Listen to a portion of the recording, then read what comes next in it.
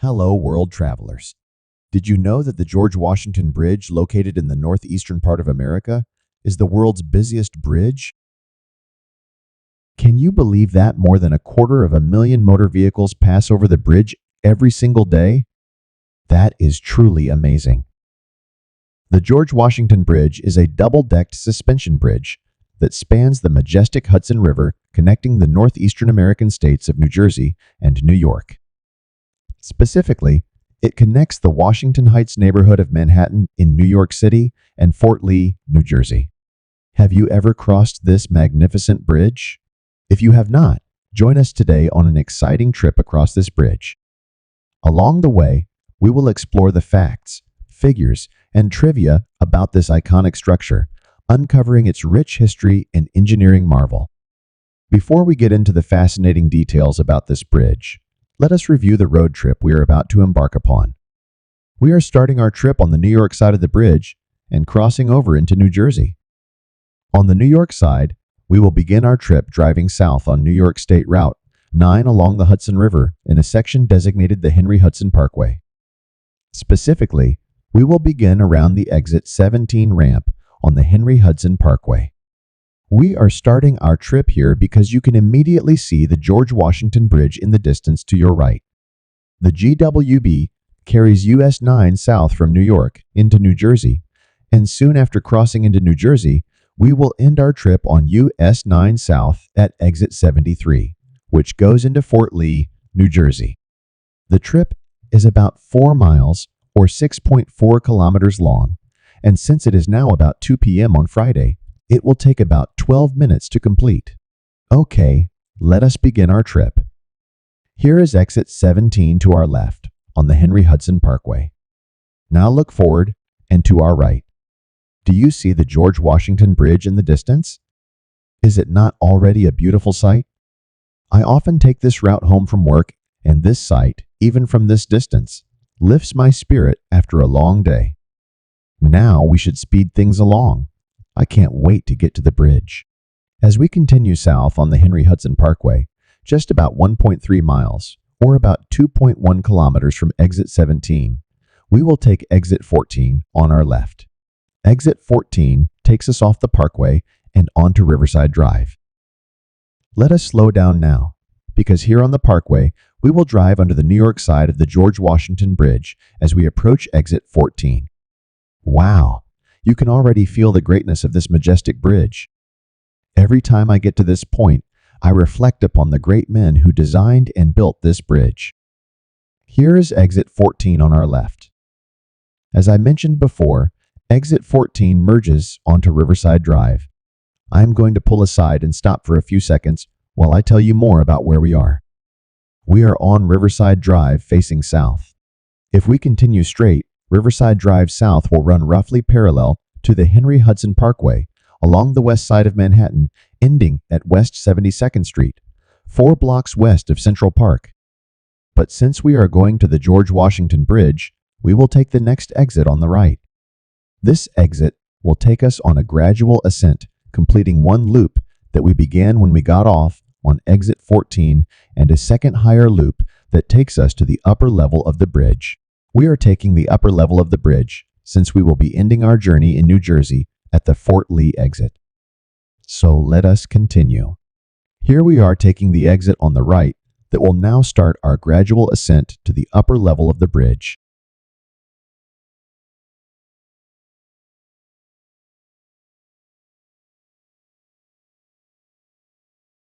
We have completed the first loop and will begin the second loop shortly. To get to the upper level, we will stay left.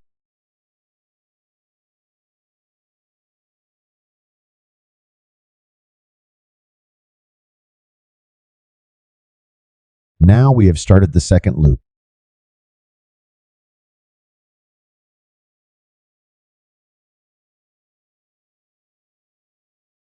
We have now completed the second loop and are merging onto the upper level of the bridge.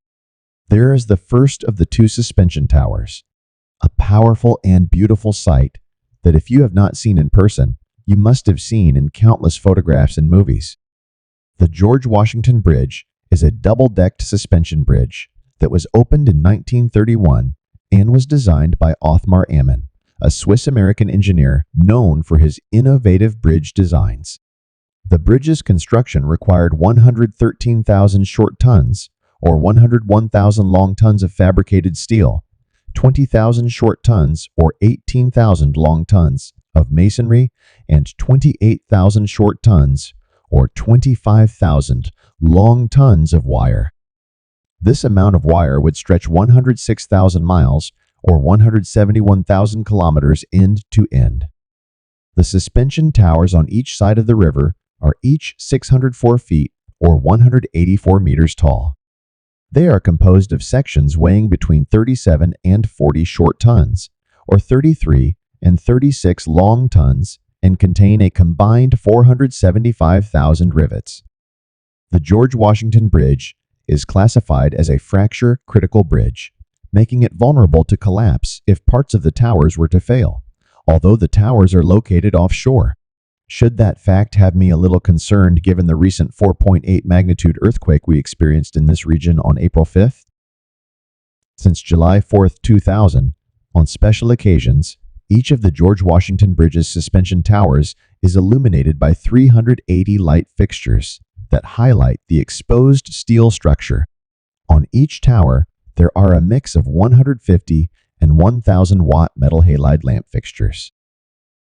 Also on special occasions, since 1947, to celebrate the victory in World War II, the bridge has flown the world's largest free-flying American flag.